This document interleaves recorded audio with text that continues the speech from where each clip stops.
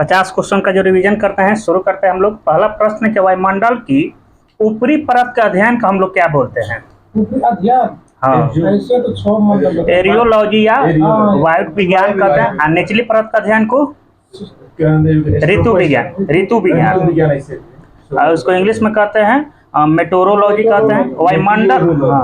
वायुमंडल में सर्वाधिक मात्रा में कौन सा गैस पाया जाता है? अब परसेंट पूछेगा, कितना परसेंट? तो 78.8 दिया है। हाँ, 78.8 हो जाएगा। कितनी ऊंचाई तक पाया जाता है नाइट्रोजन? 3 किलो या 128 किलोमीटर तक पाया जाता है। आग को तेजी से जलने से कौन गैस बचाता है? नाइट्रोजन। आग के साथ जलने में मदद कौन करता है? ऑक्सीजन करता है। नाइट्रोजन का स्वाद पूछेगा कि कैसा होता है? तो रंगहीन गंधहीन स्वादहीन। तो इसमें कोई स्वाद नहीं होता है, कोई रंग नहीं होता है और कोई गंध नहीं होता है। वायुमंडल का कौन सा वस्तुओं के साथ मिलकर जलने में कार्य करता है? ऑक्सीजन हो जाएगा। ऑक्सीजन की पूछेगा कितनी ऊंचाई तक? 64 किलोमीटर, जिसमें 16 किलोमीटर बहुत अधिक मात्रा में पाया जाता है। 120 किलोमीटर के बाद नगण्य हो जाता है, 9 के बराबर होता है। और वायुमंडल में सबसे भारी गैस पूछेगा तो कार्बन डाइऑक्साइड। इसकी ऊंचाई कितना होती है? 32 किलोमीटर होता है। अब पूछेगा कि ग्लोबल वार्मिंग में इसी का योगदान होता है। वायुमंडल की निचली परत को गर्म रखती है कार्बन डाइऑक्साइड से, या ग्रीन हाउस प्रभाव यही होता है। ओजोन गैस का अगर जलवाष्प भी देता है। ओजोन गैस का अगर सूत्र पूछेगा तो O3 होता है। ओजोन गैस किससे रक्षा करती है? पराबैंगनी। ओजोन गैस की ऊंचाई पूछेगा कितना से कितना तक? 50 किलोमीटर तक माना जाता है। 10 से 50 किलोमीटर होता है। पराबैंगनी किरण पृथ्वी पर पहुंचेगा तो बीमारी हो जाएगा, कौन सा? कैंसर हो जाएगा, त्वचा कैंसर हो जाता है। जलवाष्प कितनी ऊंचाई तक पाया जाता है? जलवाष्प नीचे ही तक पाया जाता है, लगभग मतलब 90 किलोमीटर पाया जाता है, लेकिन उसका जो 90% जो होता है वो 8 किलोमीटर तक पाया जाता है। पृथ्वी के ताप को बनाए रखने में मदद करता है कार्बन डाइऑक्साइड, जलवाष्प दोनों मदद करता है। उधर से प्रकाश को ले लेता है, लेकिन रिटर्न होने के बाद प्रकाश को ऊपर परिवर्तित नहीं होने देता। आकाश का नीला तो मालूम होगा किसके कारण देखते हैं? धूल कण के कारण होता है, जो उसमें प्रकाश का प्रतिकिरण हो जाता है, उस पर टकरा के। वायुमंडल की सबसे निचली परत हो जाती है क्षोभ मंडल। क्षोभ मंडल की ऊंचाई कितना हो जाएगा? सही बात है। विषुववृत्त 18 किलोमीटर और ध्रुव हो जाता है 8 किलोमीटर। क्षोभ मंडल में 165 मीटर जाएंगे तो कितना तापमान? 1 डिग्री सेल्सियस घट जाता है। 1 किलोमीटर जाएंगे तो कितना ताप घटेगा? 6.4 डिग्री सेल्सियस। हाँ, सही बोले, 6.4 डिग्री सेल्सियस हो जाएगा। बादल आंधी ये सब किस मंडल में आता है? क्षोभ मंडल में। जितना भी मौसमी घटनाएं है सब क्षोभ मंडल में हो जाता है। सम्मोहन मंडल किसको कहते हैं? क्षोभ मंडल को। अधोमंडल किसको कहते हैं? क्षोभ मंडल को। क्षोभ मंडल और सप्ताह मंडल को अगर अलग करने वाले सीमा क्षोभ सीमा कहा जाता है। विषुववृत्त के ऊपर क्षोभ सीमा में हवा का तापमान पूछेगा तो?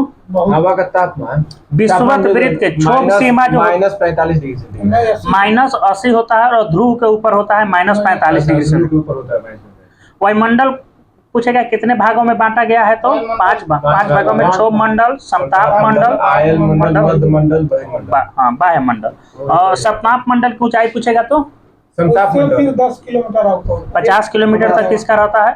समताप मंडल की मोटाई सबसे अधिक कहाँ रहती है? समताप मंडल। हाँ, ध्रुव पर समताप मंडल की मोटाई सबसे अधिक रहती है।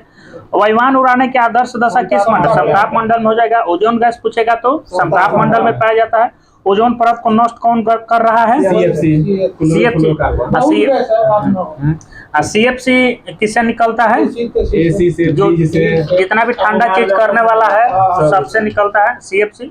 अब पूछेगा कि ओजोन परत को क्षरण तो मान लीजिए CFC करता है, लेकिन क्लोरीन जो रहता है ज्यादा, क्लोरीन जो होता है वही करता है, ज्यादा नहीं, वही करता है। आगे की ओजोन परत की मोटाई मापी जाती है किसमें? डॉप्सन। सही बोले हैं, डॉप्सन में। ओजोन मंडल की ऊंचाई पूछेगा कितना से कितना किलोमीटर तक? ओजोन बहुत मैंने 10 से 50 32 किलोमीटर से 60 किलोमीटर। ओजोन मंडल की ऊंचाई होती है 32 किलोमीटर से 60 किलोमीटर। ओजोन मंडल में प्रति 1 किलोमीटर ऊंचाई पर तापमान में कितना परिवर्तन आता है? बढ़ जाता है तापमान। हाँ, इसमें ओजोन परत में अगर जाइएगा 1 किलोमीटर तो 5 डिग्री सेंटीग्रेड बढ़ जाएगा। 0.5 हाँ, 5 मध्य मंडल पूछेगा कि कितनी ऊंचाई तक फैला है तो मध्य मंडल 80 किलोमीटर। आयन मंडल पूछेगा कितनी ऊंचाई तक तो 80 से ऊपर 80 से 400 किलोमीटर। आयन मंडल में ऊंचाई में अगर वृद्धि हो रही है तो तापमान पर क्या परिवर्तन होगा? बिल्कुल गलत है, इसमें भी तापमान बढ़ता है। आयन मंडल में भी तापमान बढ़ता है। आयन मंडल के किस लेयर से लॉन्ग रेडियो वेव परिवर्तित? डी लेयर से। और शॉर्ट रेडियो पूछेगा किससे परिवर्तित होती है तो E1 E2 F1 A2 इससे शॉर्ट रेडियो वेव परिवर्तित होता है। और लॉन्ग रेडियो पूछेगा तो डी लेयर से। और सबसे ऊपर वाले मंडल को हम लोग बहिर्मंडल कहते हैं। बाह्य मंडल में किस गैस की प्रधानता होती है तो हाइड्रोजन। बाह्य मंडल हाइड्रोजन और हीलियम की होती है। अब हम लोग हिस्ट्री में देख लेते हैं तो संस्थाएं और संस्थापक के बारे में देखने वाले हैं। तो एशियाटिक सोसाइटी के संस्थापक हो गए विलियम जोन्स, सही बोल रहे हैं। आत्मीय सभा का पूछेगा तो राजा राम मोहन राय। वेदांत कॉलेज नहीं उसका सही बोले हैं, राजा राम मोहन राय। युवा बंगाल आंदोलन के संस्थापक ब्रह्म समाज के संस्थापक हो जाएंगे राजा राम मोहन राय। तत्बोधनी सभा के संस्थापक बिल्कुल गलत है, देवेंद्र नाथ ठाकुर वही है। ब्रिटिश सार्वजनिक सभा के संस्थापक ब्रिटिश सार्वजनिक सभा क्या नाम उनका? दादा भाई नौरोजी। परमहंस मंडली के संस्थापक परमहंस जब आइएगा तब गोपाल हरि देशमुख, सही बोल रहे हैं। बालिका विद्यालय के संस्थापक बालिका का रमा देवी ज्योतिबा फूले। इंडियन लिंक के संस्थापक अपना यही भारतीय सीसी कुमार घोष। शारदा सदन के संस्थापक रामाबाई। विश्व भारती के संस्थापक पूछेगा तो Vishwa Bharati Rabindranath Thakur. Home rule league का संस्थापक तिलक। और एनी बेसेंट खत्म हो गया। कल हम लोग वायुमंडल में फिर थोड़ा सा बच गया है, उसको कवर कर लेंगे। मतलब उसमें हम लोग शुरू करते हैं। इकोनॉमिक्स में हम लोग योजना के बारे में पढ़ रहे थे तो 19 तक पढ़ लिए थे। 19वीं योजना 20वां योजना है प्रधानमंत्री उज्ज्वला योजना, जो 1 मई 2016 को केंद्र सरकार ने गरीबी रेखा के नीचे रहने वाले परिवारों की महिलाओं को निःशुल्क LPG कनेक्शन प्रदान करने वाली प्रधानमंत्री उज्ज्वला योजना प्रारंभ किया था। तो प्रधानमंत्री उज्ज्वला योजना पूछेगा कब शुरू किया गया था तो 1 मई 2016। प्रधानमंत्री उज्ज्वला योजना शुरू किया गया था 1 मई 2016। अब पूछेगा कि किसके लिए शुरू किया गया था तो गरीबी रेखा के नीचे रहने वाले परिवारों के महिलाओं के लिए। इस योजना के तहत प्रत्येक PPL परिवार को LPG कनेक्शन के लिए 1600 की वित्तीय सहायता प्रदान की जाती है। इसमें BPL परिवार को एक भरा हुआ गैस सिलेंडर, रेगुलेटर और पाइप मुफ्त दिया जाता है। उसके बाद गैस भरवाते जाइए 1200 रुपया में, घर द्वार भेज दीजिए। इस योजना के कार्यान्वयन के लिए गिव इट अप अभियान के माध्यम से LPG सब्सिडी में बचाए गए पैसों का उपयोग में लाया गया। इस योजना का कार्यान्वयन पेट्रोलियम और प्राकृतिक गैस मंत्रालय द्वारा किया जा रहा था। पूछेगा कि प्रधानमंत्री उज्ज्वला योजना किसके द्वारा शुरू किया गया था? कौन मंत्रालय? पेट्रोलियम और प्राकृतिक गैस मंत्रालय। उज्ज्वला योजना के तहत सरकार ने 2020 तक 8 करोड़ गैस कनेक्शन देने का लक्ष्य रखा है। 31 मार्च 2019 तक तेल मार्केटिंग कंपनियों ने 7.19 करोड़ LPG कनेक्शन दिए जो लक्ष्य का 90% है। अब देख रहे हैं हम लोग 21वां योजना है दीनदयाल उपाध्याय ग्रामीण कौशल योजना। दीनदयाल उपाध्याय ग्रामीण कौशल योजना 25 सितंबर 2014 को भारत सरकार द्वारा गरीबी परिवारों को 15 से 35 वर्ष के ग्रामीण युवाओं के कौशल विकास और उत्पादन क्षमता के विकास पर बल देने के लिए दीनदयाल उपाध्याय ग्रामीण कौशल योजना की शुरुआत की गई। तो दीनदयाल उपाध्याय ग्रामीण कौशल योजना का शुरुआत कब किया गया था? 25 सितंबर 2014 25 सितंबर 2014। अब पूछेगा कि कितना उम्र के लोगों के लिए? तो 15 से 35 तक। इस योजना का क्रियान्वयन ग्रामीण विकास मंत्रालय द्वारा, तो ग्रामीण विकास मंत्रालय के द्वारा इसका क्रियान्वयन किया जाता है।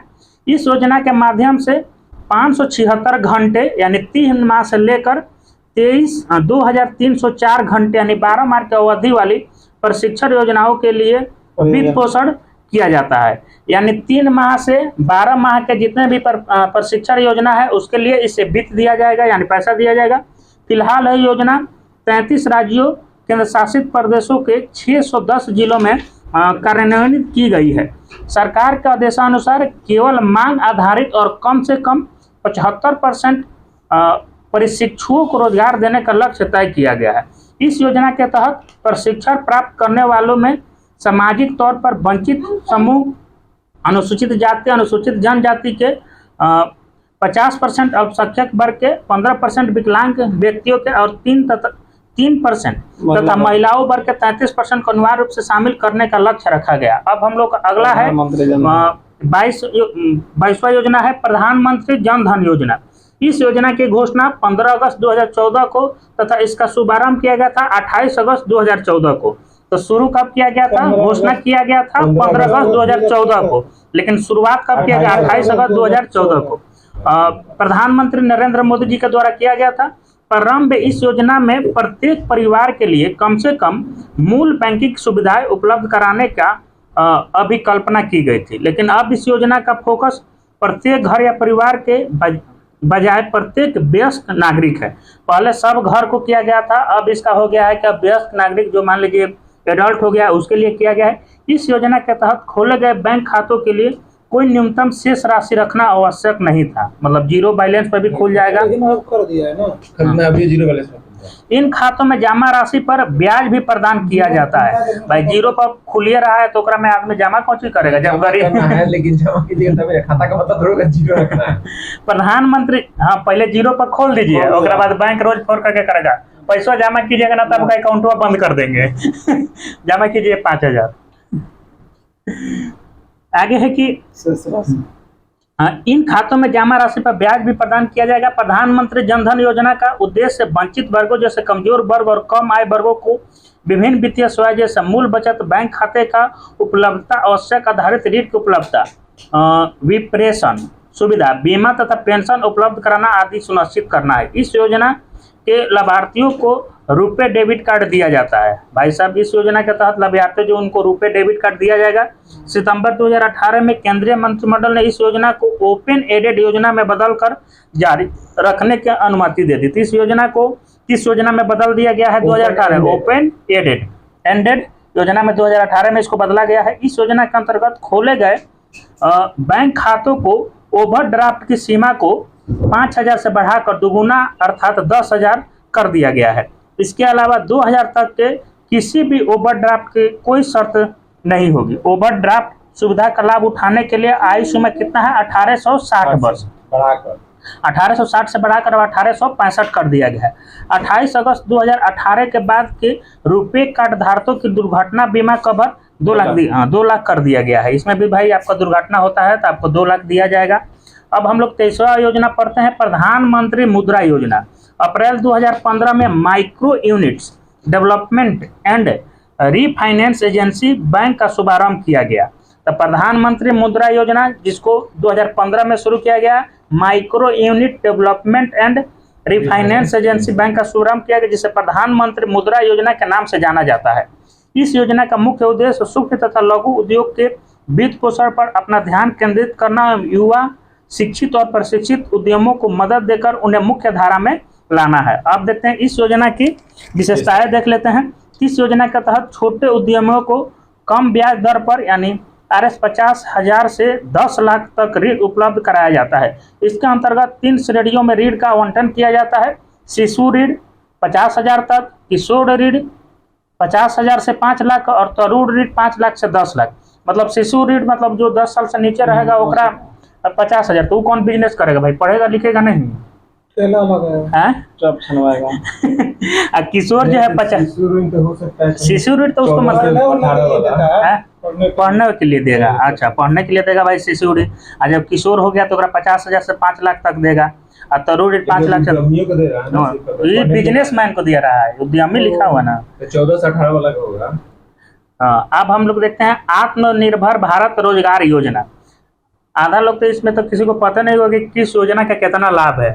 किसी को पता अरे वो करता वो अपने हम लोगों को भी नहीं पता। लेना भी मुश्किल है। लेना भी ऊपर से आया, सब मंत्री नेता ऑफिसर सब ऊपरे खा गया। ये आदमी इतना योजना जानबे नहीं करता है कि भाई आदमी जाके मांगेगा कि हमारा भी है उसमें कुछ।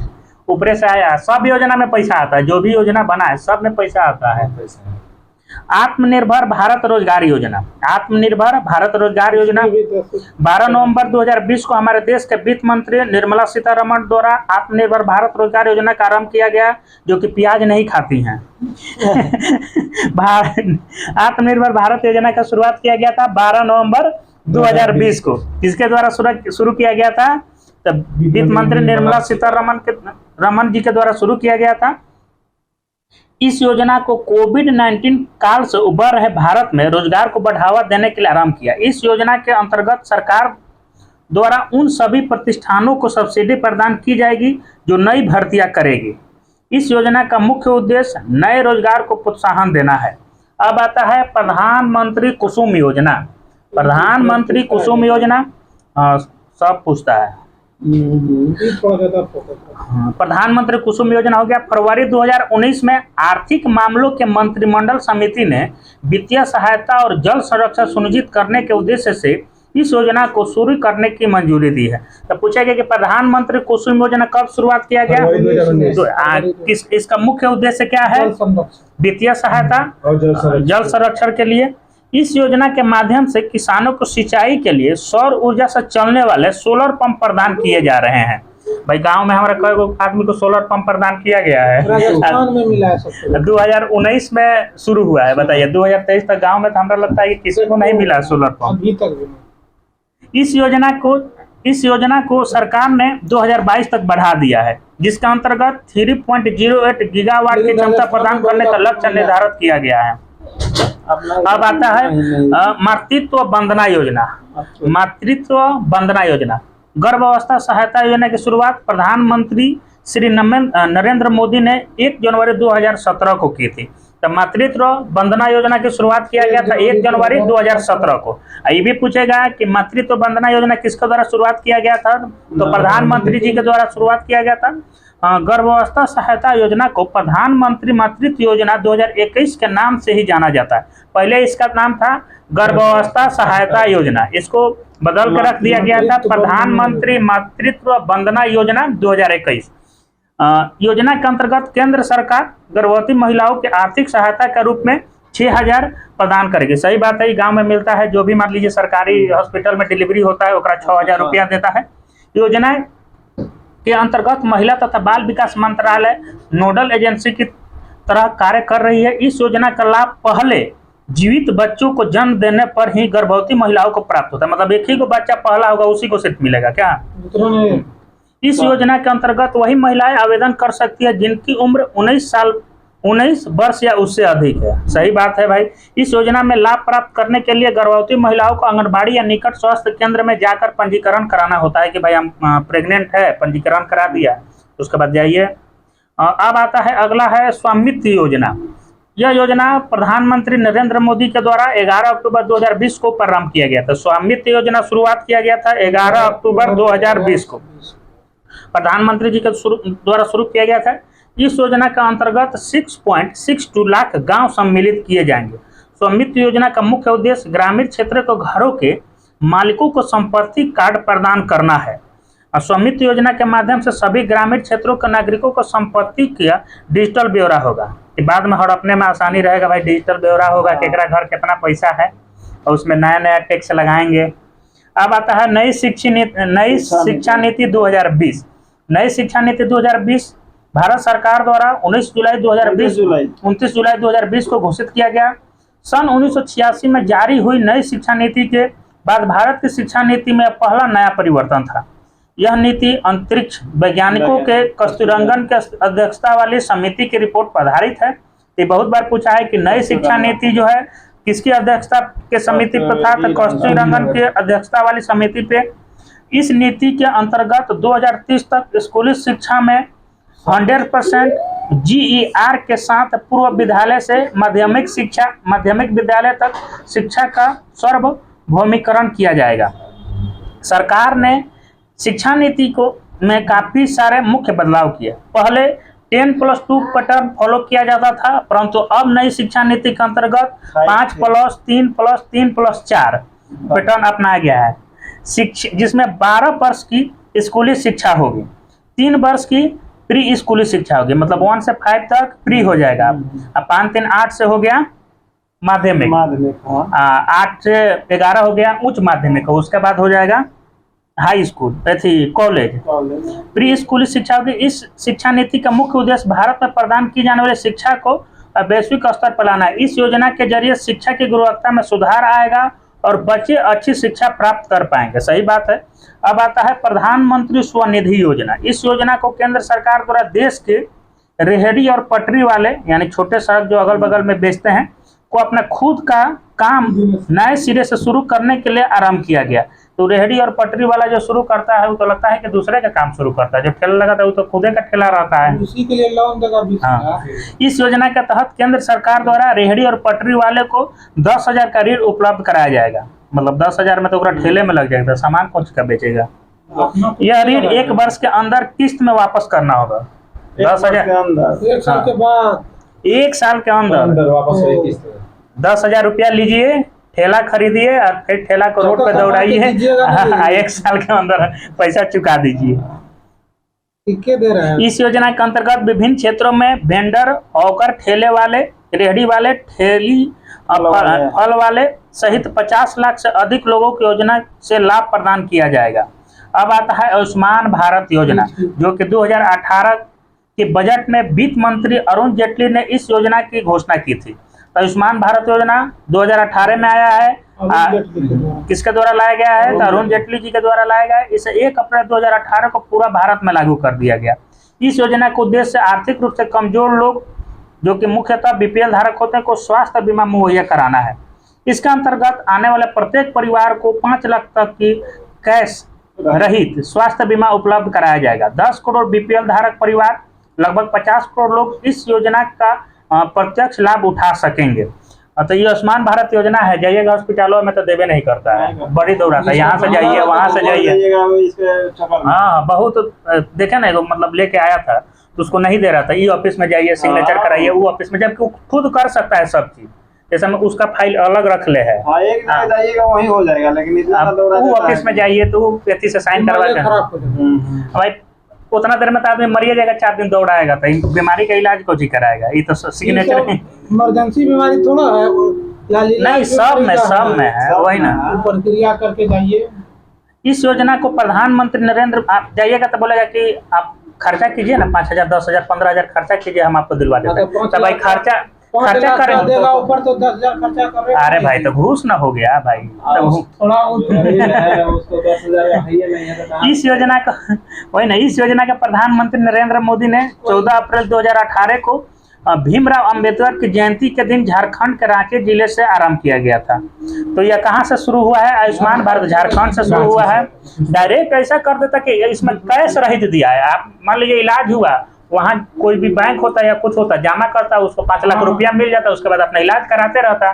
तो कैश रहता, आपको कैश नहीं मिलेगा। इतना बड़ा ना इतना बड़ा का लिस्ट लिखता है, अपना खर्चा काटता है, उसमें सब आप भरिए, जितना दवाई होगा ना वो स्लिप देगा, केंद्र सरकार खुद पैसा।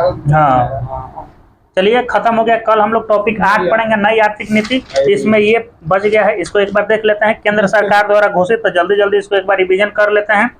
तो डिजिटल इंडिया कार्यक्रम की घोषणा हुआ था 21 अगस्त 2014 को। डिजिटल इंडिया कार्यक्रम योजना की घोषणा 21 अगस्त 2014 को। प्रधानमंत्री जन धन योजना की शुरुआत 28 अगस्त 2014, 15 अगस्त को। प्रधानमंत्री जन धन योजना 28 अगस्त 2014। दीनदयाल उपाध्याय अंत्योदय योजना की शुरुआत 25 सितंबर 2014। दीनदयाल उपाध्याय अंत्योदय योजना की शुरुआत 25 दिसंबर 2014।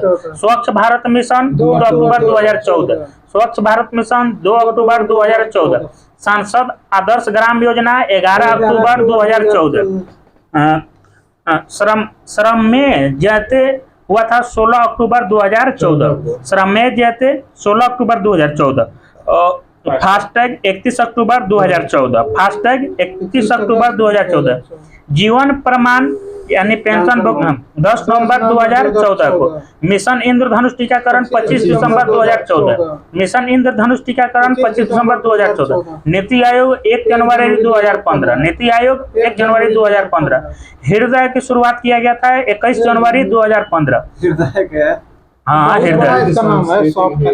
समृद्ध सांस्कृतिक संरक्षण और कार्यकल्प कायाकल्प। बेटी बचाओ बेटी पढ़ाओ योजना की शुरुआत 22 जनवरी 2015। कहाँ से शुरू किया गया था? कौन राज्य से? हरियाणा से। बेटी बचाओ बेटी पढ़ाओ योजना की शुरुआत 22 जनवरी 2015। और सुकन्या समृद्धि योजना 22 जनवरी 2015। मृदा स्वास्थ्य कार्ड योजना 19 फरवरी 2015। मृदा स्वास्थ्य कार्ड योजना की शुरुआत फरवरी 2014। प्रधानमंत्री कौशल विकास योजना 20 फरवरी 2015। प्रधानमंत्री कौशल विकास योजना की शुरुआत फरवरी 2015। सागरमाला परियोजना की शुरुआत 25 मार्च 2015। मुद्रा बैंक योजना की शुरुआत 8 अप्रैल 2015। मुद्रा बैंक योजना की शुरुआत 8 अप्रैल 2015। जननी सुरक्षा योजना 12 अप्रैल 2015। नोटबंदी हुआ था ना। जननी सुरक्षा योजना 16 में हुआ था 12 अप्रैल 2015। उजाला योजना पूछेगा तो 1 मई 2015। उजाला योजना 1 मई 2015। उज्ज्वला योजना नहीं है, उजाला योजना एक एलईडी बल्ब देगा आपको। LED bulb. प्रधानमंत्री जीवन ज्योति बीमा योजना 9 मई 2015। प्रधानमंत्री जीवन ज्योति बीमा योजना 9 मई 2015। प्रधानमंत्री सुरक्षा बीमा योजना 9 मई 2015। इतना ना भाई योजना है कि नहीं हुआ था जी। अटल पेंशन योजना 9 मई 2015। उस्ताद यानी अल्पसंख्यक कारीगर 14 मई 2015। कायाकल्प जन स्वास्थ्य 15 मई 2015। डीडी किसान चैनल की शुरुआत 26 मई 2015। हाउसिंग फॉर ऑल स्कीम 25 जून 2015। हाउसिंग फॉर ऑल स्कीम 25 जून 2015। Atal mission for rejuvenation and urban transformation Amrut योजना जिसको हम लोग बोलते हैं। स्मार्ट सिटी परियोजना 25 जून 2015। स्मार्ट सिटी परियोजना डिजिटल इंडिया 1 जुलाई 2015। इंद्रधनुष जो कि ई वाला है बैंक से, ई बैंक से वो है मिशन इंद्रधनुष। मिशन लगा दीजिएगा तो टीकाकरण वाला। इंद्रधनुष से पूछेगा तो बैंक से। अगस्त 2015 से। स्वर्ण मौद्रीकरण योजना 5 नवंबर 2015। स्वर्ण बॉन्ड योजना 5 नवंबर 2015 को। तो हम लोग अब शुरू करते हैं रेलवे स्पीडी सामान्य विज्ञान, जिसमें आज हम लोग फिजिक्स भौतिकी विज्ञान पढ़ने वाले हैं। राजधानी पूछ दीजिए, खटरा सब याद है। तो शुरू करते हैं। इकाई समय में तय की गई दूरी को हम लोग चाल करते हैं। इकाई समय में तय की गई दूरी को हम लोग चाल करते हैं। इकाई समय में निश्चित दिशा में तय की गई दूरी को निश्चित दिशा वेग हो जाएगा। आगे है कि सदिश राशियों को परिमाण और दिशा दोनों होता है, जबकि अदिश राशियों में केवल परिमाण होता है। चाल बताइए कैसा राशि है? अदिश है। सदिश हो जाएगा किसी वस्तु का निश्चित दिशा में स्थान में परिवर्तन क्या कहलाता है? विस्थापन। विस्थापन निश्चित दिशा में स्थान में परिवर्तन विस्थापन यानी सीधे। विस्थापन बताइए शून्य हो सकता है कि नहीं हो सकता है? प्लस माइनस 0 सब हो जाता है। दूरी शून्य नहीं हो सकता। हम यहाँ से गए यहीं आके बैठ गए। विस्थापन निकाला जाता है शुरुआत पॉइंट से अंत पॉइंट को मिला दीजिए, उसको विस्थापन हो गया। बीच में कहाँ गया ओकरा मतलब नहीं। जीरो नहीं होता। जीरो में सब पॉजिटिव होगा, नेगेटिव ही नहीं होगा। वेग में प्रति इकाई समय में होने वाले परिवर्तन को क्या हम लोग कहते हैं? वेग में प्रति इकाई परिवर्तन हो रहा है तो त्वरण। सही बोले। एक्सेलरेशन कैसे बोलते हैं? गाड़ी में एक्सेलरेटर दे भाई, वही है त्वरण। आपको बताना है कि त्वरण और विस्थापन कैसी राशियां है? सदिश राशि है। कोई वस्तु गतिशील है तो वह गतिशील और स्थिर है तो वह स्थिर ही रहेंगे। न्यूटन के प्रथम नियम, जब तक उस पर कोई बाह्य बल कार्य न करे। आगे है कि कार रुकी हुई गाड़ी को असमान चलने से यात्री पीछे की ओर झुक जाते हैं, किसके कारण? नहीं, स्थिर जड़त्व के कारण। हाँ, विराम जड़त्व के कारण। सही बोलिए। आगे की कार चलती हुई गाड़ी को अचानक रुक जाने से यात्री आगे की ओर झुक जाएंगे तो ये गति जड़त्व हो जाएगा। आपको बताना है कि डंडे के प्रहार से कोट का धूल झड़ जाता है किस कारण? स्थिर जड़त्व, विराम के जड़त्व के कारण। सही बोले हैं। धुलवा खड़ा रहता है, भाग जाता है पटवा। आपको बताना है कि न्यूटन के प्रथम गति नियम से हमको किसका गैलीलियो का नियम। न्यूटन के प्रथम गति नियम से हमको किसका परिभाषा मिलता है? पहले क्वेश्चन था पूरा सेशन। आपको बताना है कि किसी पिंड द्वारा इकाई समय में ध्रुवांतर पर बनाए गए कोण को हम लोग कौन सा बेग कहते हैं? कोणीय बेग कहेंगे। कोणीय बेग का मात्रक पूछेगा रेडियन प्रति सेकेंड। जब जैसे होगा तब आएगा स्टेडियम, ठोस हो जाएगा तब। न्यूटन के प्रथम गति नियम को हम लोग किसका जरूरत का नियम कहते हैं? गैलीलियो का हो जाएगा। किसी वस्तु के मात्रा और वेग के गुणनफल को हम लोग क्या कहेंगे? संवेग कहते हैं। अरे बोलिए। वस्तु के मात्रा और वेग के गुणनफल को एमवी को हम लोग क्या बोलते हैं? संवेग। न्यूटन आगे है कि किसी वस्तु के संवेग में अगर परिवर्तन की दर उस वस्तु पर आरोपित बल के समानुपाती तथा द्रव्यमान के व्युत्पत्ति होता है तो उसको हम लोग क्या बोलते हैं? द्वितीय गतम होता है। F बराबर ma होता है। न्यूटन के द्वितीय गति से हम लोग को बल का क्या मिलता है? सूत्र मिलता है, फार्मूला मिलता है, व्यंजक मिलता है। आगे है कि जिस बल का परिणामी शून्य नहीं होता है उसे हम लोग कौन सा बल कहते हैं? तो संतुलित बल कहते हैं। संतुलित बल वह होगा जिसका उसका परिणाम 0 होगा। जैसे मैं ऊपर 5 से खींचा, नीचे 5 से खींचा, अगर वो स्थिर रुका हुआ है तो उसका परिणाम जो होगा वो शून्य होगा। चल रहा होगा तबे वह संतुलित बल हो सकता है। आगे कि न्यूटन के तृतीय गति नियम तो मालूम है, प्रत्येक क्रिया के बराबर परंतु विपरीत दिशा में प्रतिक्रिया होता है। एक थप्पड़ किसी को बेंच को मारिएगा तो भी आपको बदले में एक थप्पड़ मारेगा। चलते हैं भाई, चलते हैं वही ना। संवेग संरक्षण के सिद्धांत के अनुसार यदि कोई कारणों से किसी वस्तु पर कोई बाह्य बल नहीं लग रहा है तो उसका कुल संवेग क्या रहेगा? अपरिवर्तित रहेगा। अब केंद्रीय बल होता है, वस्तु वृत्ताकार मार्ग पर चलती है तो उस पर बल वृत्त के केंद्र की ओर जो कार्य करता है उसको हम लोग कहते हैं अपकेंद्रीय बल। और बाहर की तरफ कार्य बाहर की तरफ अपकेंद्रीय, बाहर की तरफ अंदर की ओर अभिकेंद्रीय। अभी अप मतलब बाहर। अपकेंद्रीय होता तो मठवा ऊपर चलाता है, वाशिंग मशीन में बात बताइए सर। आपको पता नहीं कि पृथ्वी का सूर्य के चारों ओर घूमना किस बल के कारण होता है? इसमें अभिकेंद्रीय बल के कारण होता है। कपड़ा सुखाने की मशीन तथा दूध निकालने अभिकेंद्रीय होता है। अगर बल द्वारा एक पिंड को एक अक्ष के परितः घूमने की प्रवृत्ति का हम लोग बल आघूर्ण कहते हैं। सही मालूम है। अब बल आघूर्ण बताइए कैसी राशि है? बल आघूर्ण सदिश राशि है। इसका मात्रक पूछेगा तो बल आघूर्ण होगा क्या है? Newton metre.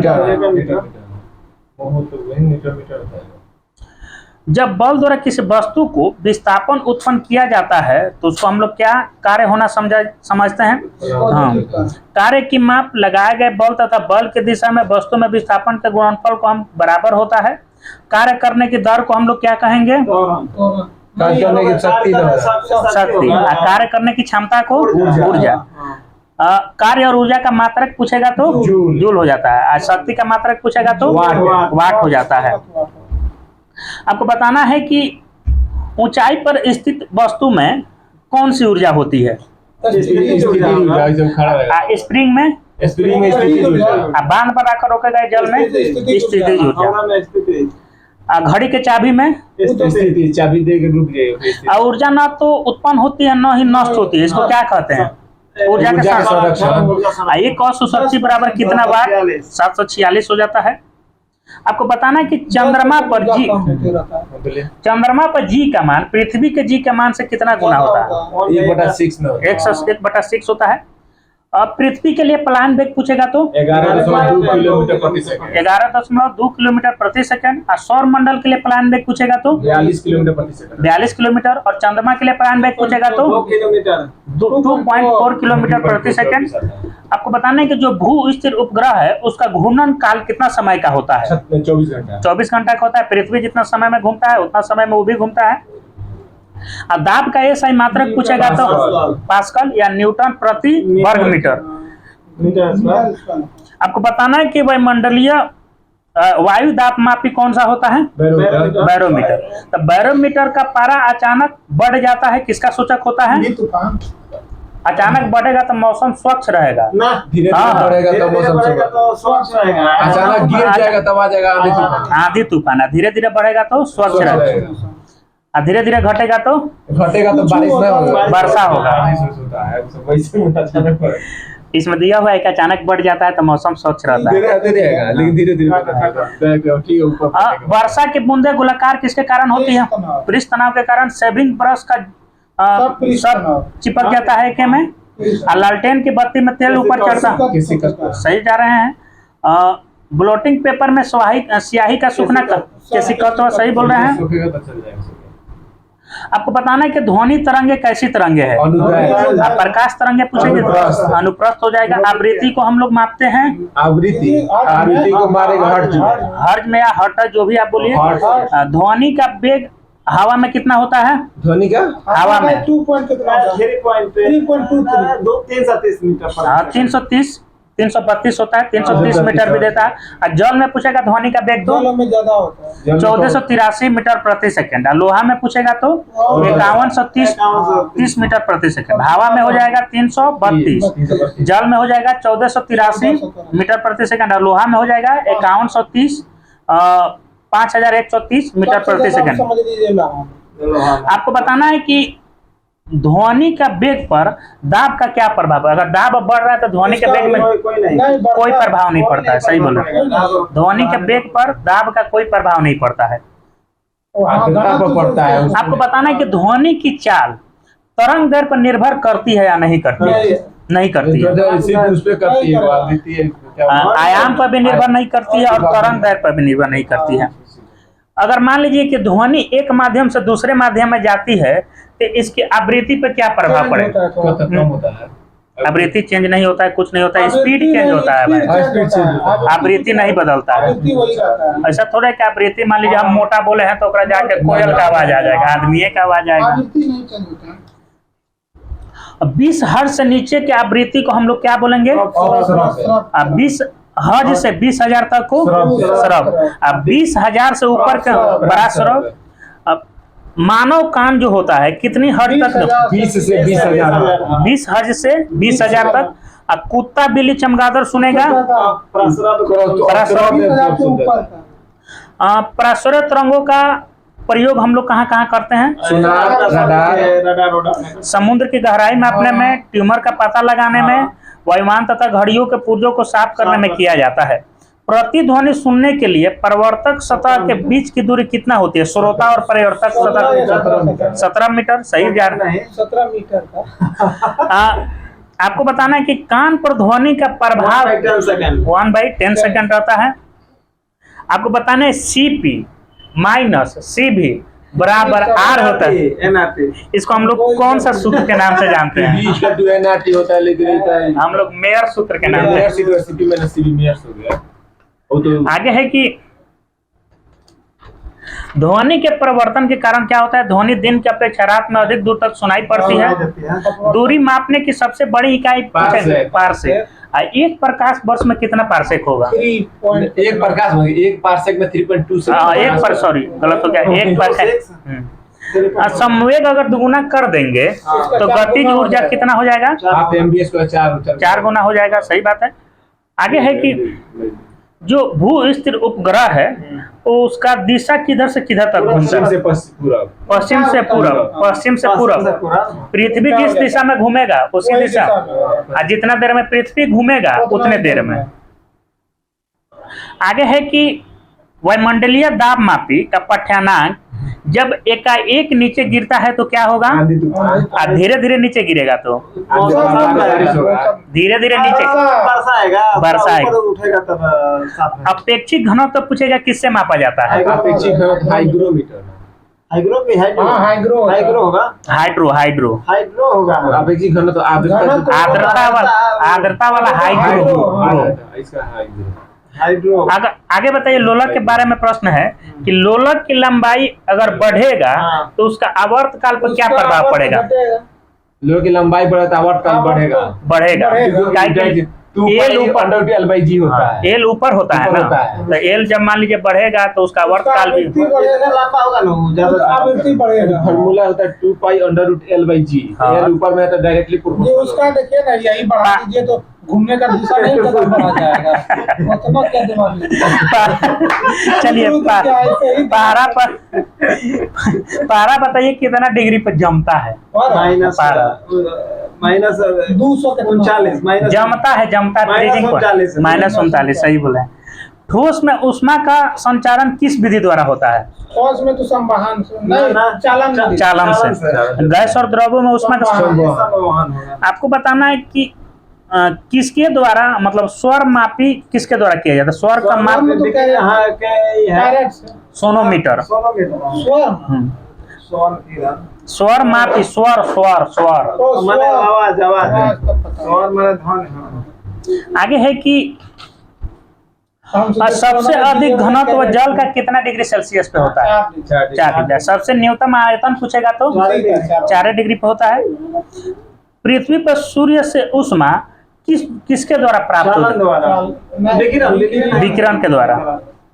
आसमान में बादल छाए रहने पर वातावरण पे क्या प्रभाव पड़ेगा? वातावरण पे आर्द्रता छा जाएगा। ठंडी गर्म में बताइए ना, क्या गर्म हो जाता है। गर्म हो जाएगा। देखिए जब बादल छाया रहता है तो एकदम गर्मी से आपको कुछ बताना है कि वायुमंडल जो है किस विधि द्वारा गर्म होता है? सम्मोहन द्वारा। आपको बताना है कि वायु तथा निर्वात में प्रकाश की चाल कितना होता है? 3 गुना 8 10 पर 8। 3 गुना 10 के पावर 8 मीटर। ये भी पूछ देता है कि जो प्रकाश का चाल है सर्वाधिक कहाँ होता है? निर्वात में होता है। हमरा लगा कि बोल दीजिएगा ठोस में। तो ठोस का तो ये पारे नहीं करेगा, ध्वनि का चाल सबसे ज्यादा ठोस में होता है। आपको बताना है कि किस रंग के प्रकाश का प्रकीर्णन सबसे अधिक होता है? बैगनी का। लाल का कम होगा तब ना दूर तक दिखाई देता है। क्या कि जितने फैलेगा उतने जल्दी वो गायब हो जाएगा। अब बैगनी होता है कि प्रकीर्णन मतलब होता है फैलना। हाँ, फैलना। आकाश का रंग नीला किसके कारण दिखाई देता है? प्रकाश के प्रकीर्णन के कारण। पृथ्वी को चंद्रमा और सूर्य के बीच आने पर कौन सा ग्रहण होगा? चंद्र का कौन आएगा बीच में? पृथ्वी को चंद्रमा और सूर्य के बीच घुस जाएगा। सूर्य चंद्र ग्रहण हो जाएगा। चंद्रमा बीच में आएगा तब सूर्य ग्रहण होगा। अगर दो दर्पण एक दूसरे के समानांतर हो तो उसके बीच अनंत हो जाए। और उस दिन हुआ था, मान लीजिए 60 डिग्री 90 डिग्री 360 से भाग दीजिएगा, प्लस आएगा तो घटा दीजिए, और आएगा तो उससे। आगे है कि सोलर कुकर, परावर्तक दूरबीन, सर्च लाइट में किस तरह का अवतल दर्पण, गले आदि की जांच के लिए अवतल दर्पण। तारे का टिमटिमाना किसके कारण होता है? प्रकाश का अपवर्तन। सही बोल रहे हैं।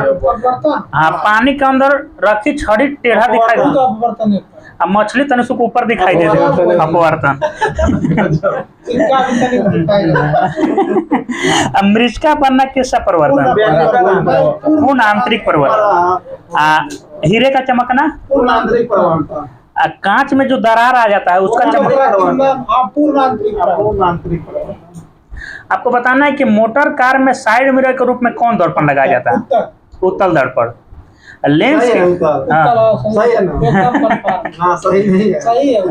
लेंस की क्षमता का मात्रा क्या होता है?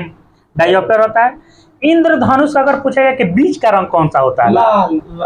ग्रीन, हरा। सही बोले हैं। आपको बताना सबसे लाल बैनी या पिनाला होता है इसका फॉर्मूला। अब प्राथमिक रंग में कौन कौन सा रंग है? लाल, हरा, नीला आता है। स्पष्ट दृष्टि की न्यूनतम दूरी 25 सेंटीमीटर से नजदीक रखेंगे तो हम लोग को नहीं दिखाई देगा। आपको बताना है कि सूर्य के किस तरफ इंद्रधनुष बनता है? अम्बेडकर का तीनों का लाल रंग। आपको बताना है कि निकट दृष्टि दोष को दूर करने के लिए कौन सा लेंस? पानी के अंदर हवा का बुलबुला जिसका सतह कैसा दिखाई देता है? दिखाई देता है उतल की तरह काम करेगा, उतल की तरह। सही बोला, पानी के अंदर जो बुलबुला है दिखाई देता है उतल की तरह, लेकिन काम करेगा अवतल की तरफ। किसी रंग का प्रकीर्णन किस पे निर्भर करता है? हाँ, तरंग दैर्घ्य पर। अब पूछेगा कि सबसे अधिक तरंग दैर्घ्य वाला रंग और सबसे कम हो जाएगा अंतरिक्ष से देखने पर आकाश काला दिखाई देगा। जो वस्तु काला रंग का दिखता है उसमें बताइए कि कौन सभी रंग को ऑब्जर्व करता है? रंगीन टीवी में, रंगीन टेलीविजन में लाल हरा नीला का प्रयोग करके रंगीन दिखाया जाता है। टीवी चलेगा उस समय पहले पिक्चर आएगा कि साउंड आएगा कि दोनों साथ में आएगा? पहले प्रकाश लाइट आएगा, दोनों साथ में आएगा। पूछा था यूपीएस जिन आपको बताना है कि घटना तक में जिन दो रंगों को मिलाने से श्वेत रंग बनेगा उसको हम लोग किस पूरकपन कहते हैं। जिन पदार्थों से होकर विद्युत आवेश सरलता से चल जाता है उसको क्या बोलेंगे? प्रवाहित होता है, मतलब चालक होगा। जिससे होकर आवेश प्रवाह नहीं करेगा उसको अचालक कहेंगे। आपको बताना है कि लकड़ी, रबड़, कागज क्या है?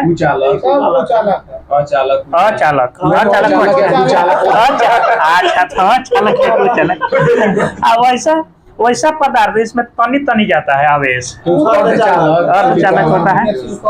कार्बन, सिलिकॉन, जर्मेनियम है अर्धचालक। कार्बन, सिलिकॉन, जर्मेनियम अर्धचालक है, तनी तनी जाता है।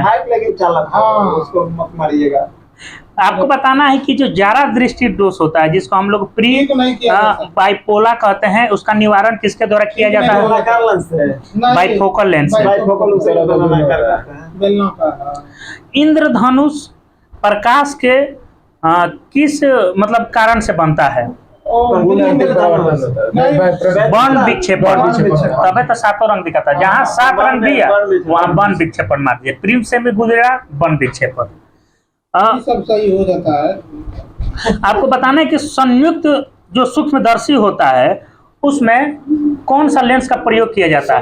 दोनों, मतलब दोनों कौन सा लेंस? दो तो हम संयुक्त दोनों उत्तल लेंस रहेगा कि एक अवतल एक उत्तल रहेगा कि दोनों अवतल रहेगा? बिल्कुल गलत है, दोनों उत्तल लेंस रहेगा।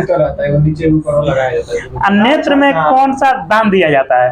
सही बना, कर्निया दिया जाता है। अब पूछेगी कि मानव नेत्र पर बना, मानव नेत्र के रेटिना पर बना वस्तु से बड़ा होगा, छोटा होगा, मोटा होगा? छोटा होगा। छोटा हो जाता है। रेटिना पर बना प्रतिबिंब बताइए अस्थायी होता है, अस्थायी होता है या दोनों होता है? अस्थायी होता है। अगर हो जाएगा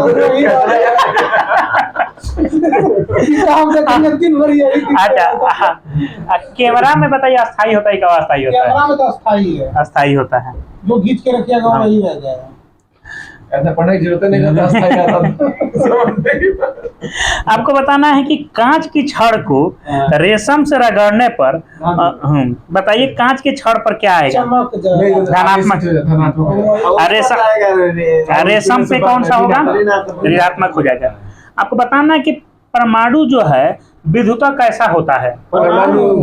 उदासीन होता है। आपको पूछेगा कि प्रोटीन में कैसा, प्रोटॉन में कैसा आवेश होता है?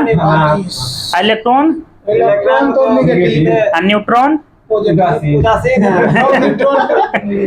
आपको बताना है कि जो त्वरित चालक बनता है उसमें किस तत्व का तार लगाया जाता है? तांबा का लगाया जाता है। आपको बताना है कि दीर्घ दृष्टि दोष जिसको हम लोग हाइपरमेट्रोपिया कहते हैं, अब विद्युत सेल में बताइए कौन सा ऊर्जा होती है? रासायनिक ऊर्जा। एक यूनिट बराबर आपको बताना है कि कितना किलो घंटा होता है? एक यूनिट में कितना किलो घंटा? सबको गुना कर देता वही होता है। 1 किलो घंटा बराबर 1 यूनिट। आगे है कि किसी विद्युत धारण को लोअर के जलीय विलयन में प्रवाहित करने पर विलयन का मतलब विलयन किसमें परिवर्तित हो जाएगा? विद्युत अपघटन उसका हो जाता है। बिजली के हीटर या स्त्री में पूछे नाइक्रोम का तार। ट्यूबलाइट का कांच की लंबी ट्यूब के अंदर दीवारों पर किसका लेप रहता है? परा का नहीं जी, पारा उसका अंदर रहता है, फास्फोरस, उसी के चलते चमकता है। वो ऐसे मारता है, इधर से मारा इधर मारा, बीच में दोनों मिलकर वही चमकता है। आपको बताना है कि यांत्रिक ऊर्जा को विद्युत ऊर्जा में कौन बदलेगा? डायनामो। सही बोल रहे हैं। आपको बताना है कि डायनामो जो है किस सिद्धांत पे कार्य करता है? बता देंगे। विद्युत चुम्बकीय प्रेरण के सिद्धांत। अब विद्युत ऊर्जा को यांत्रिक ऊर्जा में बदलेगा तो मोटर और जो सस्ता वाला फ्यूज तार है ओकरा में किसका प्रयोग किया जाता है? तांबा तीन शीशा, तांबा टीन शीशा। विद्युत बल्ब का आविष्कारक पूछेगा तो थॉमस अल्वा एडिसन। सही बोले, थॉमस अल्वा एडिसन विद्युत बल्ब का आविष्कार किया था। अगर चुम्बक को हम लोग स्वतंत्र छोड़ देंगे ऐसे उत्तर और दक्षिण दिशा की ओर करेगा, चुम्बक का अगर समान ध्रुवों के बीच बताइए क्या प्रभाव पड़ेगा? प्रतिकर्षण। सही बोले, विकर्षण। असमान ध्रुव रहेगा तो आकर्षण। आगे बताना है कि चुम्बक खराब हो जाएगा, हम लोग क्या क्या करेंगे तो चुम्बक खराब हो जाएगा? पीटने से और गर्म करेंगे तो चुम्बक खराब हो जाएगा, काम नहीं करेगा। पृथ्वी के ध्रुवों पर पूछेगा कि नमन कोण का मान कितना होता है? 19 डिग्री। और विषुवत रेखा पर होता है 0 डिग्री। चुंबक की असली पहचान हम लोग विकर्षण तथा प्रतिकर्षण के द्वारा कर लेंगे। जीवाश्मों, प्राचीन पादपों आदि का आयु पता लगा दें कार्बन डेटिंग से। अब पुराने चट्टानों और पृथ्वी का यूरेनियम से। एक्स किरणों की खोज पूछेगा कौन किया था? तो एक्स किरण की खोज रोएटजन 1895 ईस्वी में। चलिए खत्म करता है।